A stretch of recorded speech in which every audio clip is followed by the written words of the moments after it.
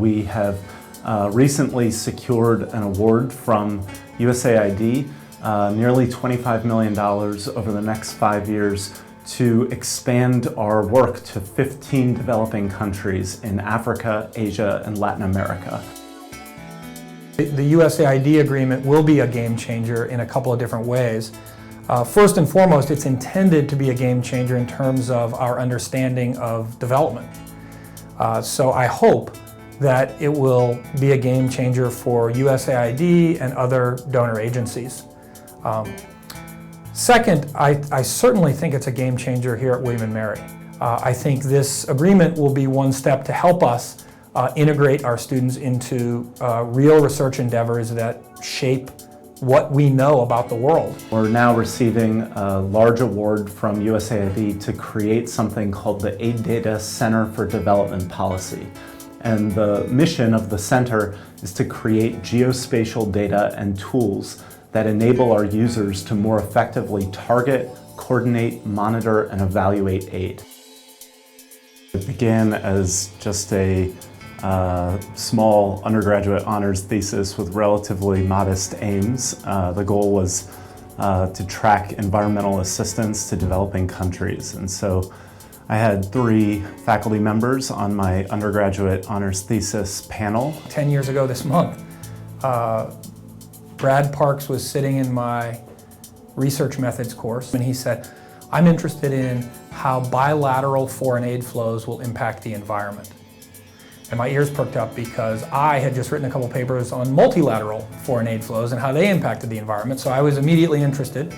This is a wonderful example of how student-faculty collaboration works at the college. I mean, these 3 faculty saw value in the work that I was doing and chose to invest their own time and energy in growing the project over a period of a decade.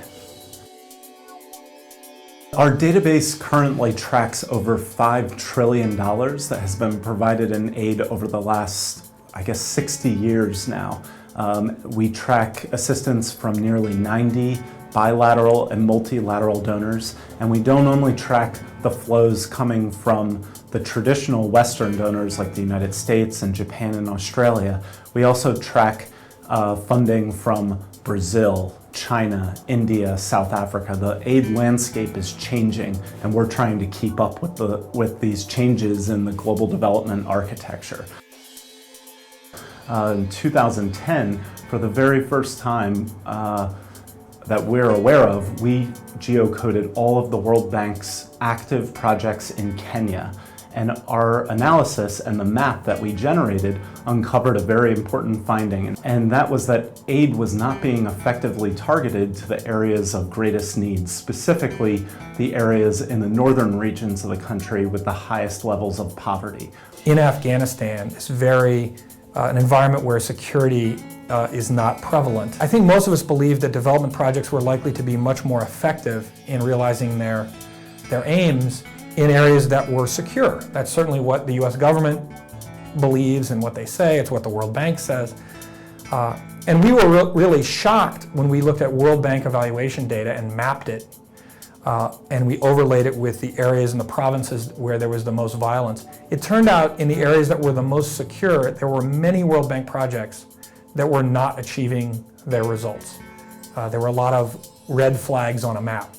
Whereas in some of the more difficult provinces in Helmand, down near Kandahar, there were more green flags. There were fewer projects, but the projects that were implemented were more successful. I'm not saying I have a good explanation for this, but what I am saying is seeing those evaluations mapped over violence on the map of Afghanistan, again, opened some eyes and caused us to ask questions.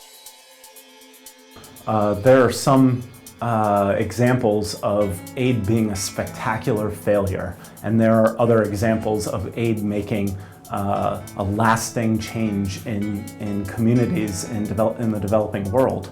And what the information from our database allows you to do is to assess where the money's going and whether that money is having impact.